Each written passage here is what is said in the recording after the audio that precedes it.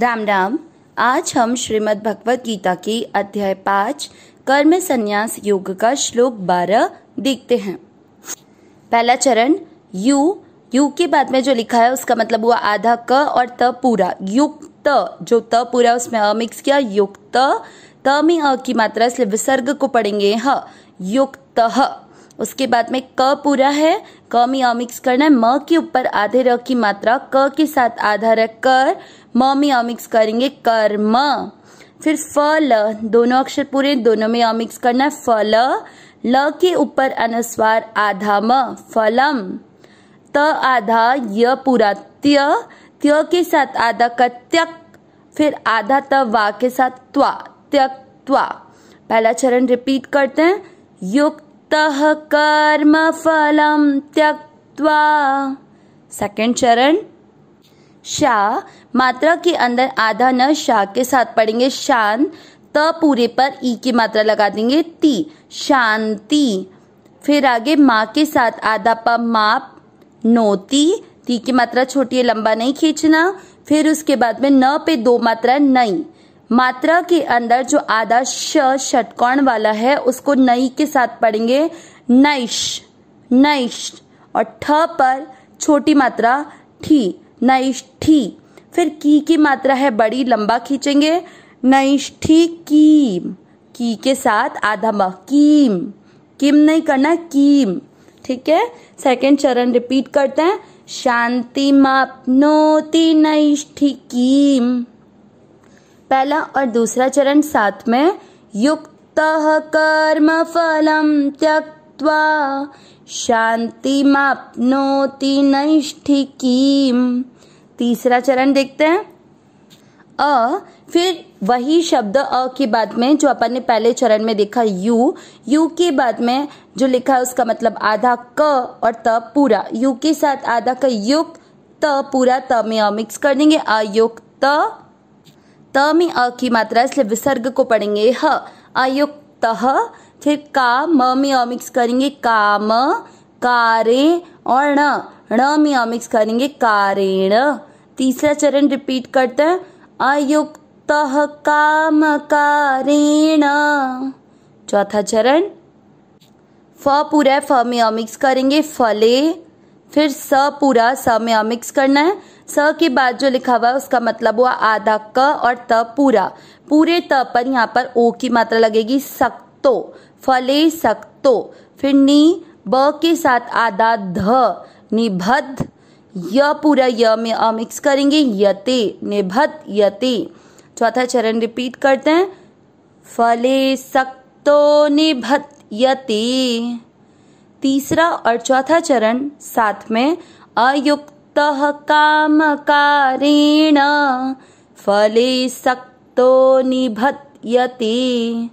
पूरे श्लोक का उच्चारण अब एक साथ। युक्त कर्म फलम त्यक्त्वा शांति मापनोति नैष्ठिकीम अयुक्त काम कारेण फले सक्तो निबध्यते। एक बार वापस। युक्त कर्म फलम त्यक्त्वा शांति मापनोति नैष्ठिकीम अयुक्त काम कारेण फले सक्तो निबध्यते। अब इस श्लोक का अर्थ देखते हैं। इस श्लोक में भगवान कर्म योग की महिमा का वर्णन करेंगे। देखते हैं कैसे। युक्त का अर्थ हुआ कर्म योगी, मतलब जो कर्म योग का पालन कर रहा है। युक्त कर्म फलम यानी कर्म के फल का, त्यक्त्वा त्याग करके, शांति माप, माँ का आधा म शांति के साथ जोड़ेंगे शांतिम, शांतिम यानी शांति को, और म में जो आ की मात्रा है उससे बन जाएगा आपनोति, प्राप्त होता है। नैष्ठिकीम, नैष्ठिकीम यानी नैष्ठि की शांति को प्राप्त होता है। कौन? कर्मयोगी। तो कर्मयोगी कर्म के फल का त्याग करके नैष्ठिकी शांति को प्राप्त होता है। अब आप सोच रहे होंगे नैष्ठिकी शांति क्या होती है? नैष्ठिकी शांति यानी जो परम शांति है, उस परम शांति को क्यों प्राप्त हो जाएगा? क्योंकि जनरली हम जब संसार में कोई भी काम करते हैं, उस कर्म को करते हुए जब हमारा फल की तरफ ध्यान रहता है तो हमारे मन में बेचैनी रहती है। अगर फल हमारे मन के अनुसार निकल जाता है तब तो ठीक है, शांति मिल जाएगी, पर वो थोड़ी देर के लिए रहेगी। लेकिन अगर मन के अनुसार नहीं हुआ तो फिर मन में एक अशांति पैदा हो जाएगी। लेकिन जब आप कर्म के फल का त्याग करके कर्म करोगे, जैसा कर्मयोगी करता है, तो उसे नैष्ठिकी शांति यानी परम शांति की प्राप्ति होगी। ये पहला और दूसरे चरण का अर्थ हुआ। तीसरे चरण पे देखते हैं अयुक्तः। अयुक्तः, युक्तः का विलोम शब्द हुआ, तो अयुक्त, जब युक्त का अर्थ हुआ कर्मयोगी, तो अयुक्तः जो कर्मयोग का पालन नहीं करता है, मतलब जो कामना के साथ हर कार्य को पूरा करता है, सकाम मनुष्य। ठीक है। अयुक्तः काम कारेण, काम कारेण यानी कामना के कारण, फले सक्तो, फल यानी फल, जो कर्म का फल है उससे सक्तो, फल में आसक्त रहकर निबध्यते, बंध जाता है। तो क्या बताया तीसरे चौथे चरण में भगवान ने? लेकिन क्या है कि जो सकाम मनुष्य उस कामना के कारण फल में आसक्त होकर बंध जाता है, क्योंकि अगर हम फल की चिंता करेंगे तो फिर वही है, फल जो आप कर्म कर रहे हो उसका फल आपको मिलकर और पूरा हो जाएगा।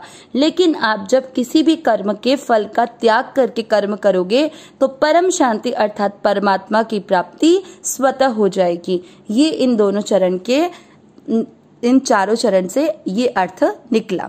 तो इसलिए हमें अपने हर कर्म को कर्मयोगी की तरह कर्म फल का त्याग करके करना चाहिए, जिससे हम नैष्ठिकी शांति अर्थात परम शांति को प्राप्त हो सके। अविनाशी सहज सुख राशि, हे नाथ हे मेरे नाथ, मैं आपको भूलूं नहीं। नारायण नारायण नारायण नारायण।